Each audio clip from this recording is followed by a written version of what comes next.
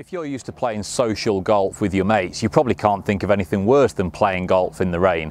But when you grow up in Manchester or in the UK like I did, you get used to playing in the rain. And particularly when you've got to play a competitive round of golf, you know, you've entered the competition, you've put your name down, your partners are relying on you, you wake up and it's hosing down with rain. You think, well, I've got to play today, I can't let the boys down, so how am I going to get around this golf course? Well, there's a few tips that might help you to play your best. I'm not going to say you're going to have your best ever round of golf, but understand if it's raining, the same conditions for most people on the golf course, same conditions for everybody. So generally the scores will go up. So if you can get anywhere near your handicap, you might have a chance of winning the competition on that given day.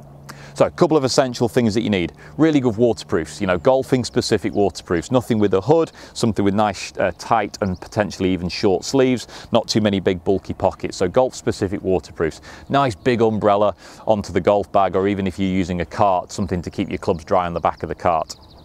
Things to pack in the golf bag.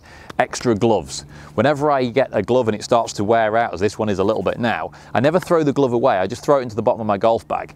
And actually that's going to be my spare glove on a rainy day. And sometimes on a rainy day I might go through 4 or 5 gloves in a round of golf. 3 or 4 holes each. When it starts to get too wet, put it in the bottom of the bag, take out a fresh dry one. And it feels fantastic if you're on the golf course and it's a really horrible wet day and you can put on a fresh glove.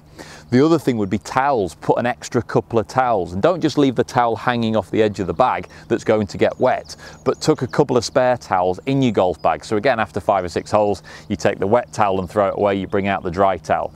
And a dry towel, dry hands, dry grips, a dry glove, sorry, and dry grips. Now dry grips are essential because this is our contact point, and for a lot of golfers when they're playing in the wet weather, this is where things go wrong. You know, they might be wet and maybe potentially cold, but as long as the grip is dry, you can probably still play some decent golf. And the quality of your grips is quite important. If you're using very old grips that are dry and slick, when they get wet, they're going to be horrible to hold on to.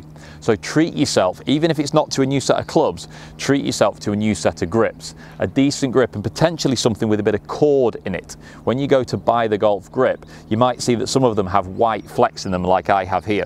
Those white flecks are cord. So when you actually hold the club, that cord can absorb the moisture either from sweaty hands or on wet days. That'll just feel like it gives you a lot more hold on the club. And a new set of grips often makes the clubs feel like a whole new set of clubs. So treat yourself to some new grips. Plenty of golf gloves in the bag, plenty of dry towels, and a decent set of waterproofs.